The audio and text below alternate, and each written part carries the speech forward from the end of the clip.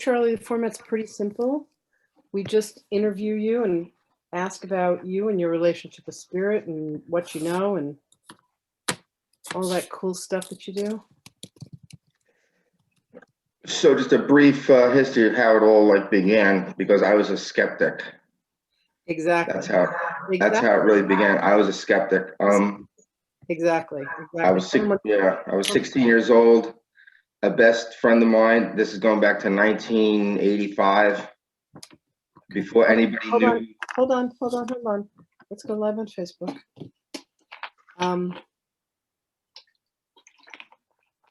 Your friend was 60 years old?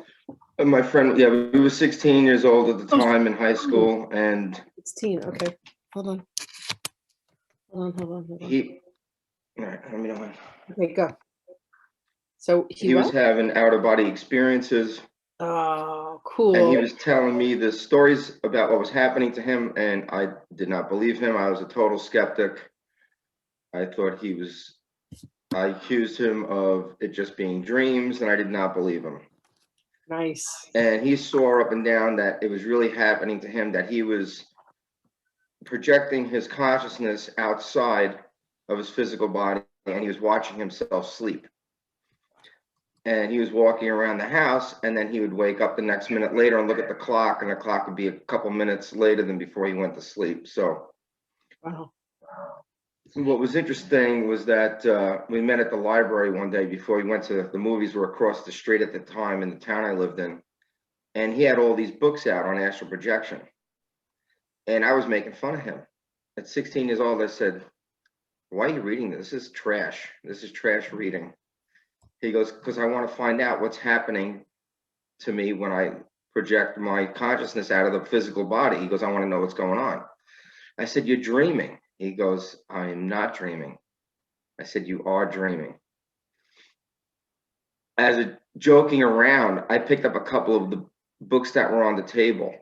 Some of the books I picked up were from Sylvan Muldoon, Herwood Carrington, Robert Monroe. A lot of the people that were pioneers in the learning of and the raising the awareness to other people and the instruction on how to do out-of-body projection or out-of-body travel. So I brought a couple of these books home. I said, I'm going to read it. I said, I brought the books home as a joke, Lynn. I said, I'm going to read these books. It's going to make me laugh. I'm going to find it entertaining to read.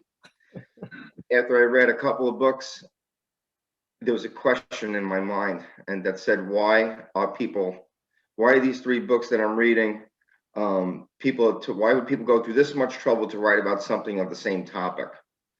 Did they have similar stories? Similar stories and similar ways the astral projection would happen, with the description of, at the beginning of an out-of-body experience, they would feel vibrations. Is there a noise that you running hear? From the top of their head to the bottom of their feet? They would feel vibrations, and there would be a ringing in their ears. Wow. They would have a blackout moment, and then at the next instance, realize that their awareness was out of the physical body. Wow. And I went back to the library, and I started taking out more books on the subject. Now I'm 16. My parents see what I'm reading, and my family is like getting down. My father's giving me a hard time about it. Wow. I come from really, really strong Catholic background. Many of my family members, a few of my family members have gone to see Padre Pio when Padre Pio was alive. Padre Pio, after he passed away, visited my uncle in spirit when my uncle was in the hospital. And wow. Padre Pio was walking with my uncle in the halls in wow. spirit. My uncle was at his last moments, and Padre Pio would be with him in his last moments. And my relatives would come up to the hospital and say, "Why does the room smell like roses?" And my uncle would say, "Well, Padre Pio was just here. He left that handkerchief." Wow. And my family started the Padre Pio Foundation up in Connecticut. Wow. So we were like very, very devout Catholics, believers in the stigmata of Christ that was happening with Padre Pio. because a lot of our family, like members that went to see him, saw the stigmata that he had of Christ. And he's Padre Pio is the only priest to have that documented, of having that, the stigmata and the wounds of Christ that he carried with him. And the way the story goes is,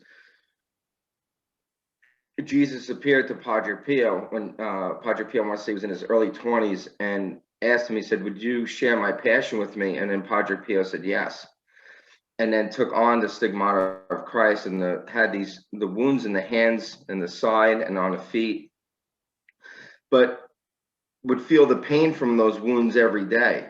A lot of people didn't know that. People said it would say, all right, it's a miracle he has the wounds of Christ, but he would feel that the pains of those wounds every day. The blood was an essence of like almost like it wasn't like this essence of blood. It was it had a fragrance of flowers to it when he would bleed from his hands and feet. Wow. And what was interesting is that a lot of the gloves that he used to wear that would be saturated with this blood essence that wasn't like the typical blood as we know it, would give off the fragrance of flowers and roses, which is interesting. Wow. I had a chance to meet actually Padre Pio's nephew, which is Pio. His name is Pio Mandato. He was named after Padre Pio, and he lives in a hermitage in Pennsylvania. And when he gave mass in New Jersey, I went to go to New Jersey to visit him, and one of the most down-to-earth people I ever met. He said, yeah, I said, it's a shame the church doesn't talk more about Padre Pio and the miracles, because Padre Pio is still doing healing work. He's still visiting people in their dreams of people. And you'll hear a lot of stories of, young couples that want to conceive and that are having a hard time. They'll pray to Padre Pio.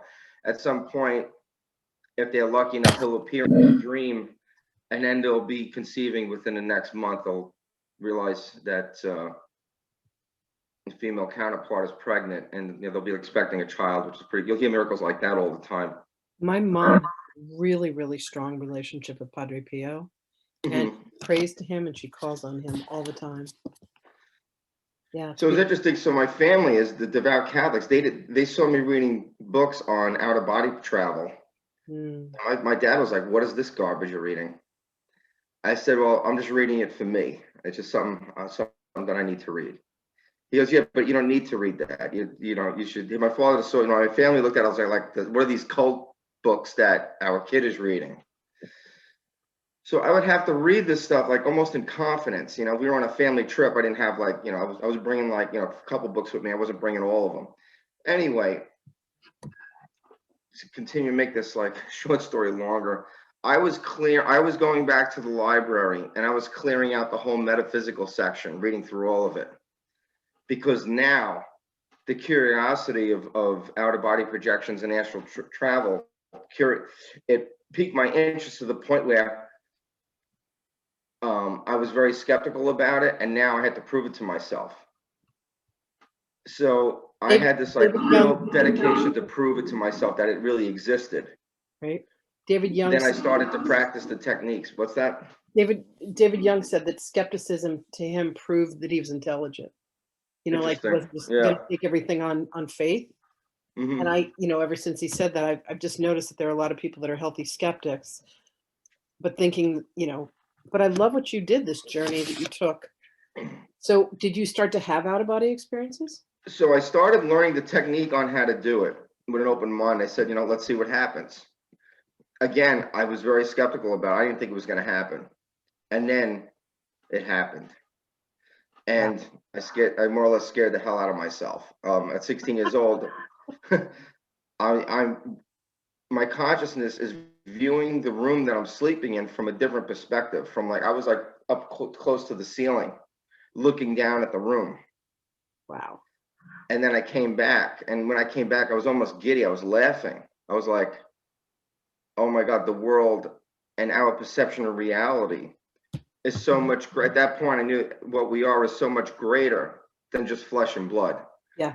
I truly, I proved to myself, as much as my parents would disagree at the time, I proved to myself that we are spirit having a physical experience.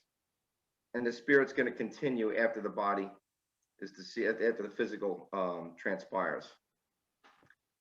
That's incredible.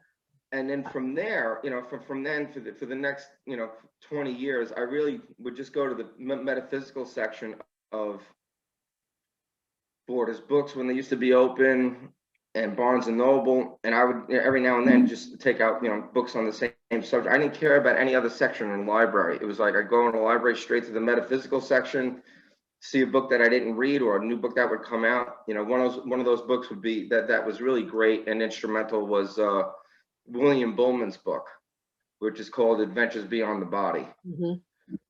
And that book helped you in the practice of having OBEs like more consistently, and what to expect and how to go to higher dimensions. Bullman was really successful in mapping out what higher reality and dimensionality was, besides just fourth dimension. Bullman was going to fourth, fifth, sixth, seventh, eighth dimension. He was going up into the higher dimensions to the point where his being was an orb of light that was able to see and be in awareness 360 degrees. Wow. And as an orb of light with full awareness of 360 degrees, he would be floating in this ocean of love and all-knowing intelligence. Yeah. He was in the sea of almost like the sea of godlight of all that is.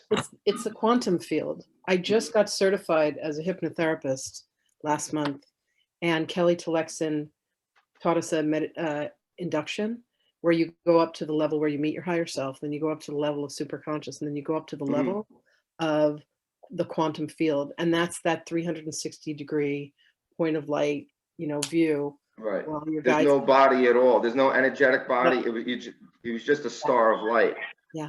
Yeah. A fractal of source creator's light in a sea of light. Yeah.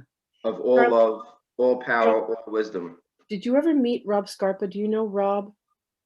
Yeah, I think I know Rob. You're muted. You're muted. Mike. There we go. Sorry. Hey, Charles, how are you, brother? Hey, what's up, buddy? How you doing? To just make a quick introduction. So Yeah, welcome everybody to Sohmalife Sundays. This is a project that was born from my friendship with Rob Scarpa. We both lived in Huntington, New York. I now live in Virginia, but Rob is still there. And he came to me over, I think it was like last summer, and he said, hey, I want to do this thing where we get a bunch of people together and talk about people's journeys with spirit. And I go, that's a great idea. So we've been doing this since September. We've had over 30 guests, and we're actually going to take a break at the end of May. But our guest this evening, everybody, is Charlie Tedesco, who's a very dear friend of mine, has been a teacher at the Sohmalife Sanctuary, has a profound relationship with spirit. He was just telling us about how his journey began when he was 16 and started investigating having out-of-body experiences, which for me personally, have always scared the crap out of me. I've had a couple friends who were like, oh yeah, I go to the other side, I have sex with all these beings all the time. I'm good, thanks. I'm good. I won't be doing that. She goes, yeah, I stopped. She goes, I probably had over 300 out-of-body experiences. And I'm like, what made you stop? And she goes, when I got pregnant with my kid. And I'm like, smart. Anyway, God knows, maybe she got pregnant on the other side. Who knows? Anyway. Awesome. So there's a lot of religions based on stuff like that. Oh my God, crazy. So I always like to start the evening with Rob doing one of his readings, because Rob. Well, let me just follow up with, before I read anything, I have a couple of questions for Charlie. He was talking, and I wanted to expand on a few things that you mentioned. Charles, so when you were working this puzzle, right, reading these books, doing different journeys with each one. Yeah, I'm trying to map out what existence, what reality is. I'm trying to map out what we are on a higher energy level. Right. Now, so was there, in your first experience, the first significant experience, the one that you can say, okay, I'm going to base my whole everything on this. Was there a meditation involved? Was there a specific book? Was there a specific person, a guru? What took you to that place first? So the one of the earliest exercises I used and followed was that a lot of being able to make your goal of out-of-body projecting is not just faith, but the desire. You have to desire it like more than anything. Right. The desire is huge. And if the desire is great enough, it will happen. So the desire comes into place like this. It starts with the books were training you how to like lucid dream. How do you wake up with waking your consciousness up within the dream? So an example would be waking up within the dream of is being able to realize that or come into the awareness when something isn't rational. That there's a giant flower that you're walking through the garden and there's a giant flower that's 10 feet across. Now, rationally, you know that doesn't exist. That sparks your awareness to say, I know this doesn't exist in reality, I must be dreaming. Now your consciousness is crossed over into the subconscious. When you're able to say in the dream, in that subconscious moment, I am having a dream and I realize that I'm having a dream, your consciousness just crossed over into your subconscious. And that I am presence, or that I am state of I am in a dream right now, now you're able to, your body is already in a deep meditative state already. Your body is sleeping. And at that point, the exercise that I used for that first astral projection was imagining myself at, and this is one of the techniques they would teach you in the book, maybe in Robert Monroe's book or the Bowman book. No, Robert Monroe's book, I think had it, where you have to come, you ever have the feeling when you dove into like a pool that's 8 feet, and when you are close to the bottom of that 8-foot depth, you can feel the pressure of the water, and when you need to get air, you want to like rush up to the top of the surface of the pool. As you're rushing up to the surface of the pool, you are in the awareness that there is more light, the pressure of the water is becoming less. And as you reach the surface, you can't wait to take that next breath, right? So I'm using that visionary technique, imagining that I'm at the bottom of the pool and I have to go up and I'm swimming up to the top for air to break out of the physical body. And that was the way I was able to first do it, was that being able to visualize that, visualizing like getting to the surface and getting that breath of air. So that visualization was explained or laid out roughly, or so to speak, within this Robert Bowman book. Right, that, and the other technique that I would use after that was in some of the schools, you know, when you're in elementary school, they would have like a top of the rope club, you know, and the rope would hang down from the ceiling of the gym. I would imagine, and you see that in some gyms, this rope that hangs from the ceiling. I would imagine that I'm climbing, my spirit body is climbing up that rope, and I'm actually climbing out of the physical. And as you're doing that, you'll feel you'll feel your energetic soul as a form of energy. You'll feel this energy as a wave. The wave of it will start at the bottom of your feet or the top of your head, and it'll roll all the way down the length of your being, and then you'll feel the energy roll back up again. And you'll feel like a buzzing or a ringing in your ears. And you know that the spirit is like in that state. It kind of like waxes and wanes. It's like a wah-wah kind of sound. And when you hear that and you feel that etheric wave of energy cycling, you know that your astral body is separating from your physical to a certain extent. And that's the point that when you apply those techniques, you could will yourself out of the physical totally. Now, sometimes, or many times, everybody, when they sleep, the astral goes out of alignment out of the physical, so the physical can get its rest for the day. That's how the physical can recuperate totally, is when the astral comes out of alignment. It misaligns or goes out of alignment just a little bit, and maybe a fraction of an inch. But we're not aware of it because we're either in dream state or in deep sleep state. The point I want to make is that as you when you wake up yourself or lucid dream, wake yourself up within the dream. You know, an easy way to do this is if you're like having a bad dream. If there's let's say a monster chasing you, and you could realize, you know what, monsters don't exist, I must be dreaming. Now you crossed over your awareness of I'm dreaming, or this isn't, this is just a dream. At that point of awareness, you're then able to will yourself out of the physical. And many times you're even able to open up with your physical eyes closed. If you give like the command, I can see now, you can open up your astral eyes and you could look around. There's times like I've looked around the room with the astral eyes and the astral body with the physical eyes being closed. Is a good way, a way to describe it. But there's certain senses, like I said, it almost feels like an oscillation of energy waving back and forth. And when you start to feel that and you're aware of it, then it's those moments that you have that opportunity, or that, I want to say, that window to project out away from the physical. Well, you talk about it as an oscillation, okay? That expansion and contraction. Right. Many messages I get talk about expansion and contraction, the beating of the heart, right? The expansion, the contraction. And with each expansion and contraction, we go a little further, a little further, a little further, unless, you know, fear gets in the way and then we shut the whole thing off. But that whole oscillation of energy is everything, from the way you're explaining it and the way I get it and the way the messages come in all the time, talking about the energies that come in that help us to ascend this bit by bit, piece by piece upgrade that we're going through, the upgrade of software within us, right? The etheric software. It's an expansion and a contraction. So it's a push of energy and then a pull back so that it can settle in, we can relax, acclimate to it. And then the next wave takes us a little further and then it recedes back. And the next wave further. So each one is that gradual, you know, incremental step toward reaching that higher ascended point.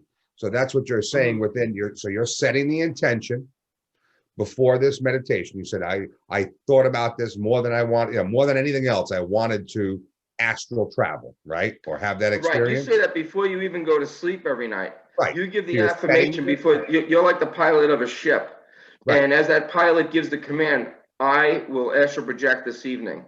As you give the, as you give that command, you're programming your soul to create that experience. And you're giving the instructions, right? Right. You're giving the instructions. This is what I want to experience. And quite often when people talk to me, you know, and they have dreams and different things, and I say, well, set the intent before you go to sleep. And then set the intent by saying, I want to remember this when I wake up. Not I want. I remember. I remember my dreams. I remember my dreams. I remember my dreams, and I will. I can, I am, I will. It's an I am, not an I want. You're right. You're right. Thank you. Thank you for that correction. You're welcome. Okay. I am going to remember these dreams when I wake up. So, and again, it's all this, everything is the same. This whole experience that we're all having is just this influx of energy, this pulsation constantly. And as we're setting the intent, we're creating, we're getting, we're receiving all of the things that we inquire of or desire, right? That's what our higher self is helping to align and set up for us, right? You wouldn't be doing this traveling unless another aspect of you was with you doing it, right? At some level. They don't just another aspect. I'm more or less programmed, like you were saying before, I'm programming the higher aspect of the soul has its own intelligence. So when you do readings and you hear about the yogis telling you to go to your own guru, you know, they'll use that description a lot of times. Your teacher is your own guru. So your teacher, your guru is your higher self. If you ask, and I realize this, if you ask the question enough to your higher self, you will get the answer. So for years, I kept asking. I kept asking to see like the Big Bang and how it unfolded. And it was revealed to me at like 4 o'clock in the morning. I was given like the images of this model of it. And at 4 o'clock in the morning, as much as I hated jumping out of bed, because I wanted to stay in bed, but I had to get out of bed and like start drawing it out. I had like a huge, one of those huge notepads that are like like a 4x4 notepad that you use for like an easel, and I'm drawing the whole thing out on paper. so I wouldn't forget it. And then I look back at it the next day, and I still use that in some of my classes so people could see, you know, the Torus field of how that spark or that first initial energetic wave, because the energy starts as a wave and sound, and then it becomes light. So first there's sound and then it's light, and it's starting, you know, from that point, that singularity of infinity, and it's expanding out. And like, I want to say the best way to describe it is like a giant Torus field. And that giant Torus field is there's a positive and a negative side to that Torus field. Charlie, Our universe is either on the plus side or the minus side of that Torus field, but there's an opposite, you know, and that's where they come in with the theory of the antimatter. There's an opposite universe to ours to balance it off. But both universes of polarity started from the singularity of the potential of all that is, and the vacuum of all that is. Lynn, your question? do you have Brian, anything? you get this information all the time. Do you have anything readily accessible that you could show someone what a torus? I mean, someone says, "What's a torus field?" and I say it's like a donut, the Right. whole middle. Do you have anything handy? A toroid, yeah. Yeah, give me 1 second. Yeah. I see Charlie as, you know, like when he woke up at 4 a.m, as like Richard Dreyfuss in E.T., you know, or Close Encounters. Maddened by the visions. Right, Exactly. getting up in his box of shorts, running around, looking at that giant pad, you know. Don't get in my way. 100%. 100%. Charlie is. So here's my Charlie story. James and I are first getting started with Sohmalife, and we have these friends, Jennifer and Hector and Stella. And Stella says, "Hey, there's a thing called the Eyes of Learning, and there's a guy who's going to be speaking there. His name is Charlie Tedesco." She goes, "I think he's really cute. I want to go." And I'm like, "All right." And she said, "He's talking about sacred geometry." And I was like, "Oh, sacred geometry. I want to go." Always been fascinated by sacred geometry. We walk into this hall, and I think Charlie thinks there's going to be like 40 people in there, and there's like 85 people there. So he's giving these handouts, and he's running out of them. And I look over at Charlie. I think somebody else is Charlie. And I look over at Charlie, and I see a golden Egyptian crown on his head. And I'm like, "What?" And I blink, and then it disappears. And for the event, I was told to wear a piece of moldavite that I had. And anyway, at the break, I go up to Charlie and I say, "I have this little gift bag for you." And it had like a selenite wand in it, and a piece of a sage bundle, and a little piece of Palo Santo, and it had James and my business cards. I said, "I'd love to have you come and speak at the sanctuary." And then as I'm standing in front of him, Spirit says to me, "Give him your moldavite." And I'm like, "I don't want to give him my moldavite." And they were like, "Give him your moldavite." And I was like, "Damn it." I literally take my necklace off and I hand him the moldavite.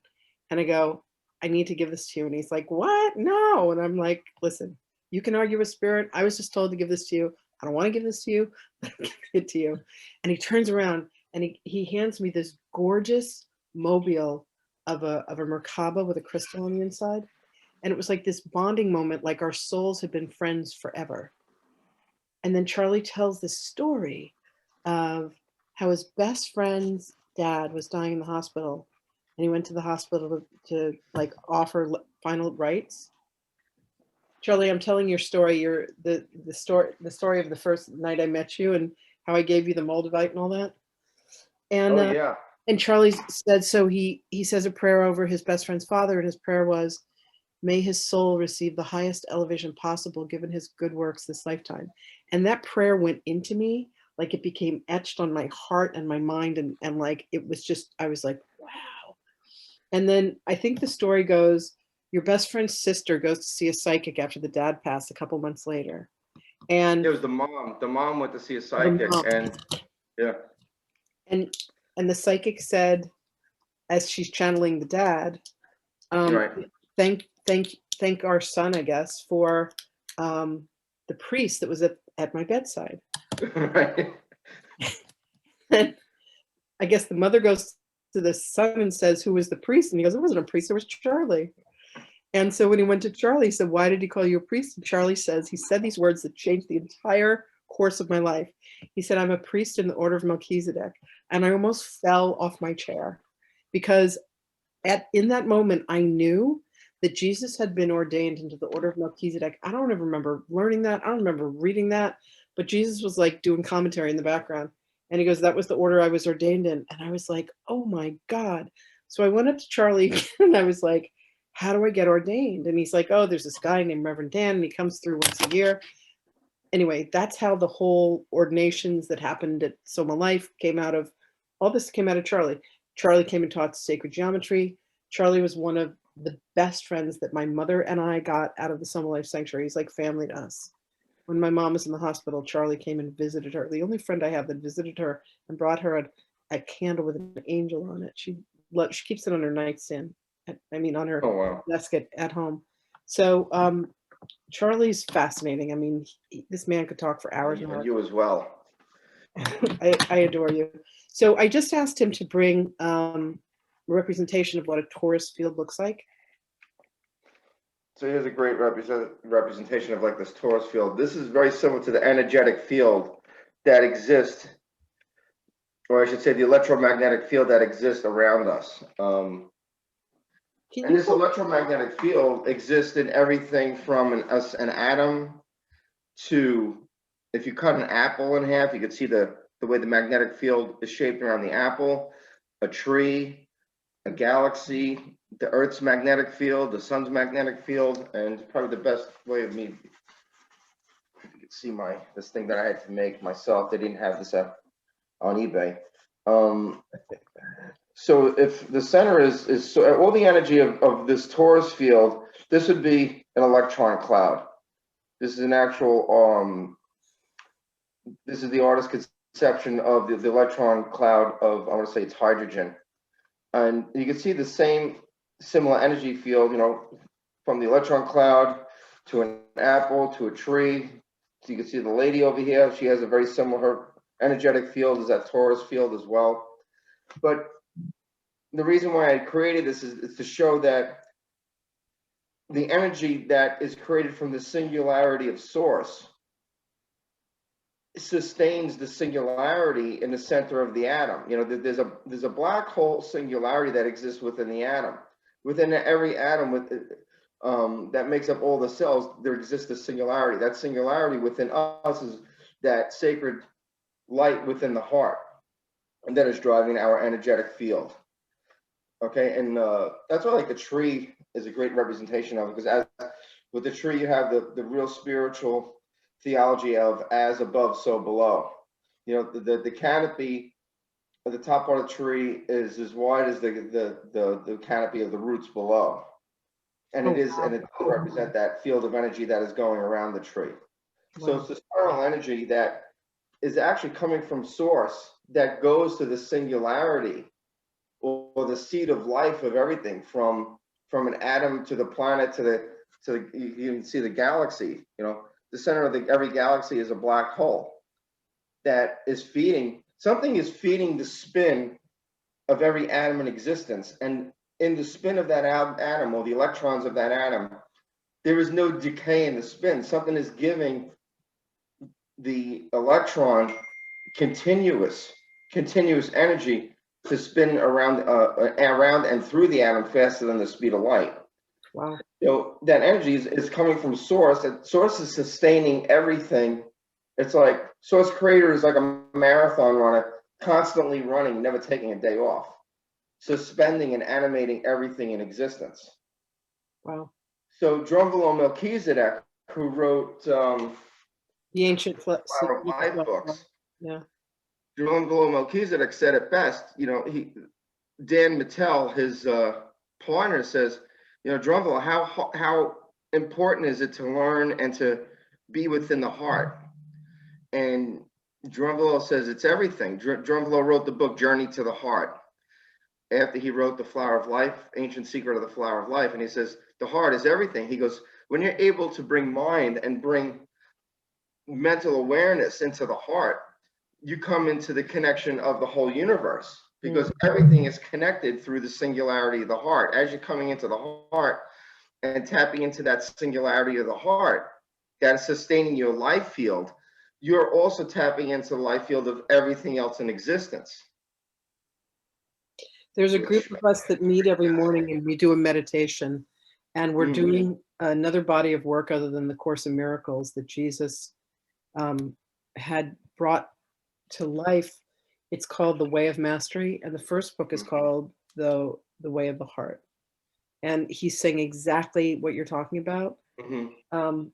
He's saying that it all begins and ends with the heart. That's it. So, one of the meditations I was teaching today over at Tranquility in Patchogue, Tranquility Within, Aw, was, I'm glad you're over there.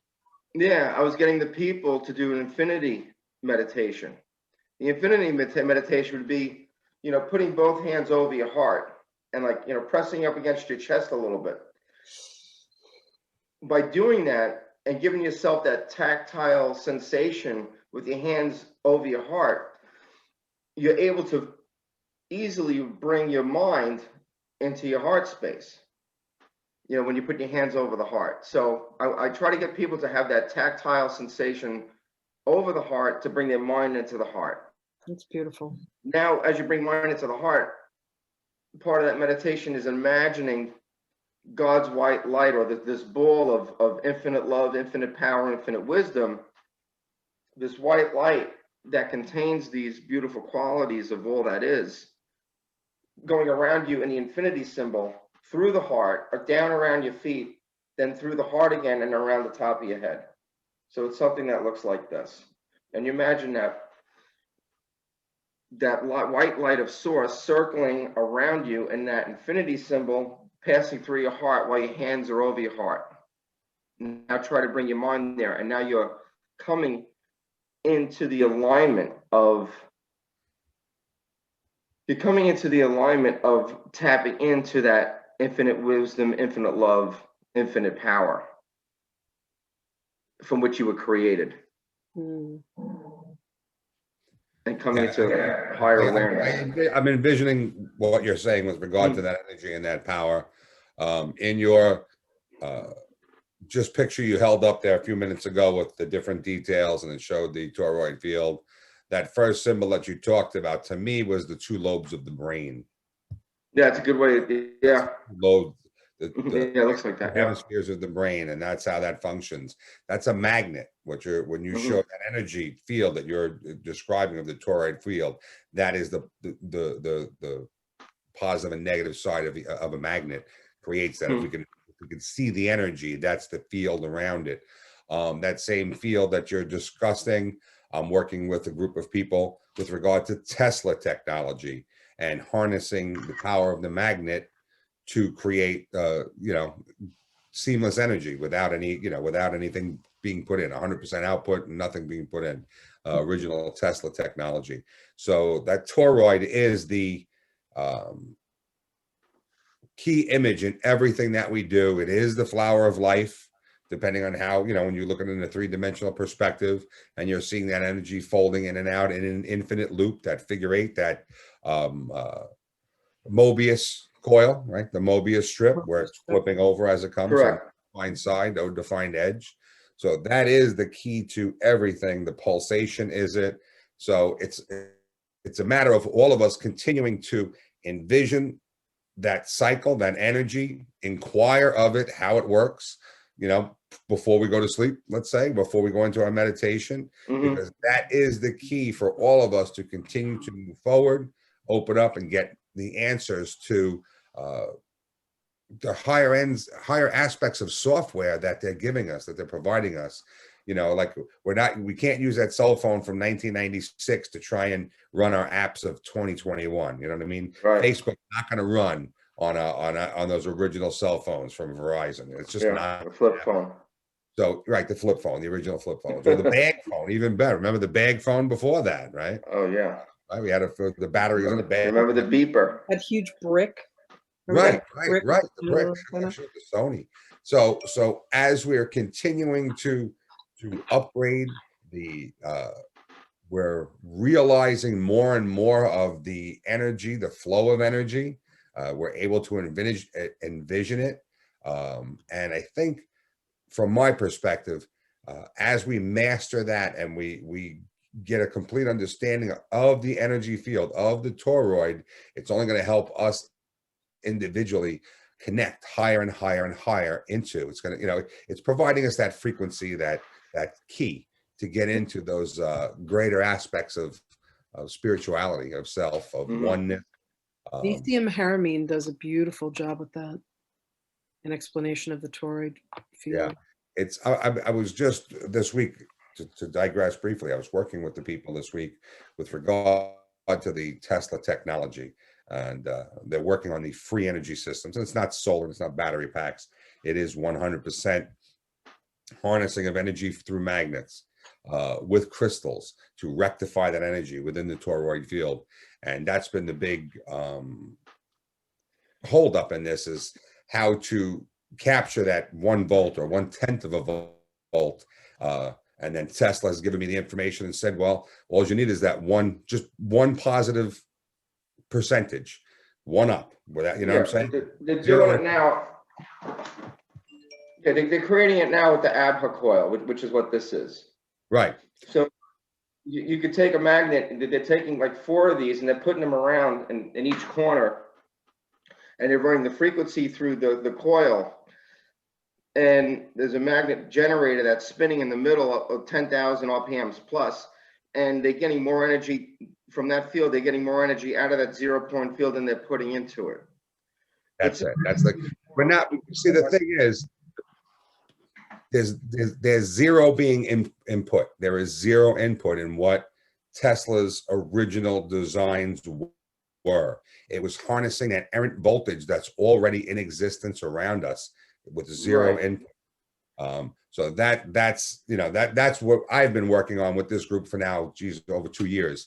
And we're getting closer with it. And I can't wait, because it's that free energy that's been promised for all of us that's going to, again, create that freedom of everything. You know, it's not something we have to go and work for to create electricity or buy electricity. Yeah, the government's been putting the ban on it. This technology has existed for years and years and years. The government's been putting the ban on it. There's been John Searle in England that has the device, the 0-point energy device, which they will not allow that to come into this country because it's jeopardizing the oil industry and everything else. So, which is going to put thousands of people out of work. So right now the country is not going to allow a free energy device to come out as you, let's say you and I, let's say we develop this device, which is the greatest thing. Everybody can have free energy, which was Tesla's intent in the first place with Wardenclyffe. Yep. That JP Morgan funded Wardenclyffe. He built the free energy tower that was able to transmit free energy. JP Morgan took out a ride out to Wading River, Long Island to look at it, said, how is this going to make me money? And Tesla said to me, he goes, it's not. He goes, this is going to be free energy for everybody. Upon that, weeks later, JP Morgan had them take the tower down. The foundation for that tower is still there, is still there in Wading River. It's this octagon shape. One of the reasons why the free energy tower worked is because it's over an aquifer. So I proposed to the Tesla Society that is trying to renew the property. I said, let's put a labyrinth over that octagon, because that labyrinth is going to create like a magnifying glass of energy for people that walk it. People are going to feel the energy, the Earth's magnetic field from it. Like you feel when you're at the Edgar Cayce Center and you walk the labyrinth there. Exactly. Breathe the energy. Exactly. It's very powerful. But the engineer, the people that are like trying to like restore the property of Tesla, a lot of them like engineers from Stony Brook. They don't understand the spiritual component of the labyrinth. Because they don't understand the practicality of it. Right. Now, my cousins are the chief engineers for United Laboratories, which is in Melville.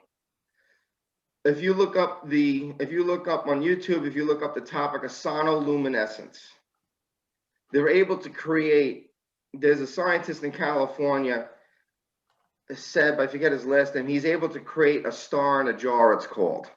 Wow. They send a particular sound frequency through this flask of water. And they do that through what's called cavitation. They were able to suspend a bubble within the water in the flask. That bubble, then they then send a sound frequency through the bubble. That bubble then vibrates and it starts collapsing on itself billions of times till it actually lights up like a star in the water. As it's doing this, it's producing an immense amount of energy. So the professor that is working on this project, he came up with the invention to capture that energy. And you're like, wow, how great is that? We're able to capture the energy of 0 point energy. We don't have to pay for gas or heating or electric anymore. No. Any of these people that come up with these devices and you see them work and you see them exist, the government will not let that. You're right. And that has been, you're right.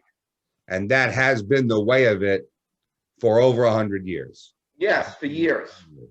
But what we're expecting here as part of this journey that we're on is for that no longer to be the case.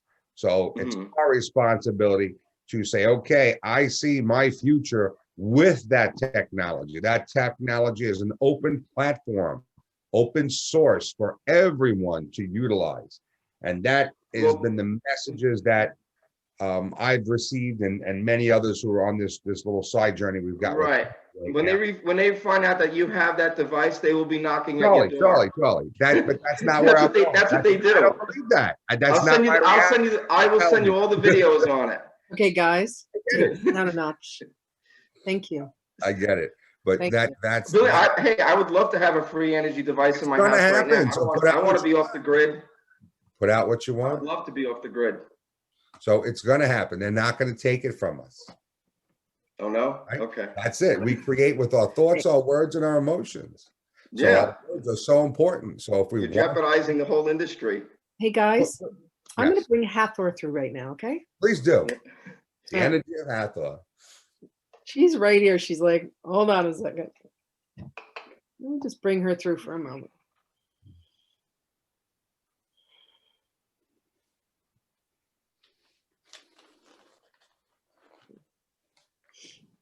Greetings, beloveds. Greetings. Welcome. Thank you. Thank you for being here. Both of you are correct.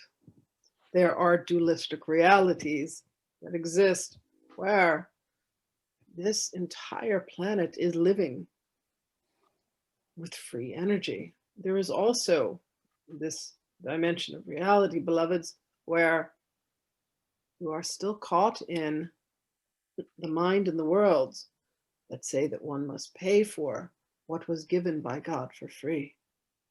You must tithe to your churches and you must pay your electric bills, but understand that all realities exist. What it is incumbent upon each of you to do, beloved ones, is for you to manifest within you the desire that God has planted within you to bring forth your wisdom and your gift. And each of you have this, the highest degree.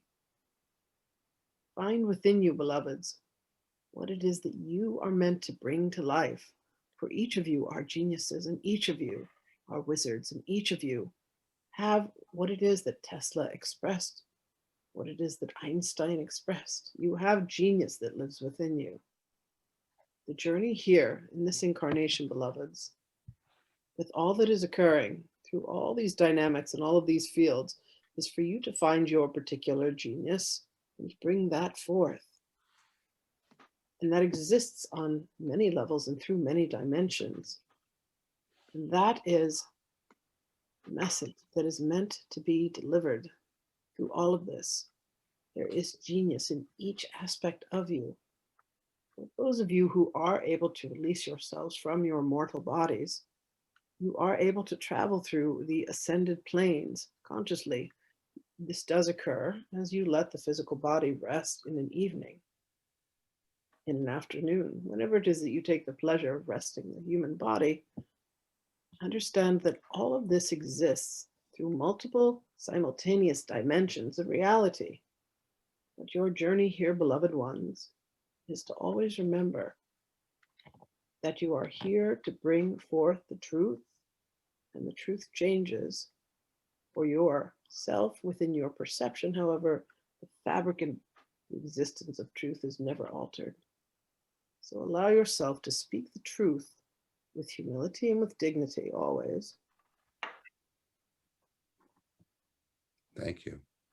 And the genius that you are is what must be represented, but it must be done with love and compassion and grace in all moments of beingness, beloveds. The truth of you is the light that you are. The truth of you is the sound that you are that is unlike any other. We love you dearly. Thank you, Hathor. Appreciate your time and your attention. May I ask you a question, Hathor? Indeed, beloveds.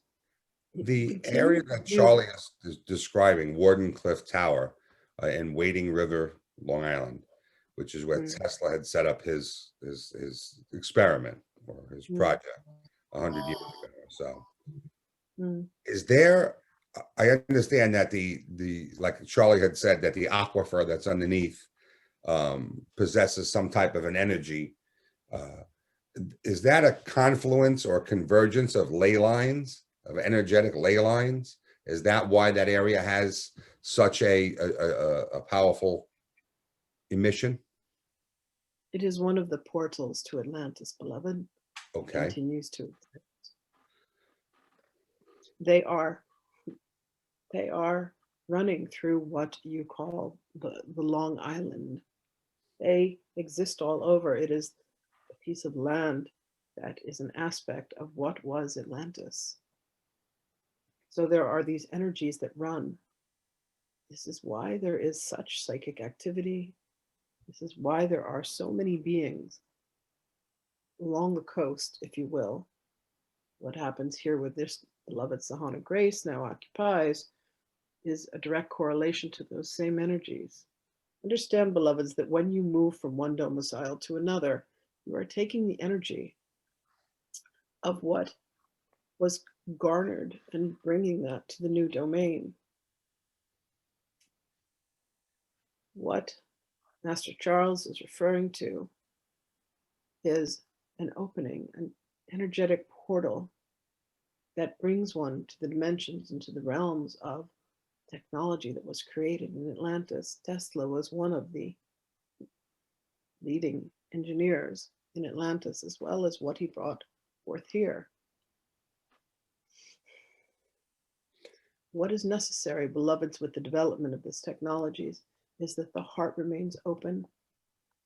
Do not let the minds and the egos tussle with one another. Let always your love come forth. Let always your truth come forth with love. May it be smeared with love like peanut butter on a piece of bread. This is one of Sahana Grace's guilty pleasures. Thank you, Hathor. Thank you. Our love and our blessings to you always. We thank you for your presence, Master Charles. We love you Thank you. dearly. And we will speak with you all again. Thank you. Thank you for coming. Salutation.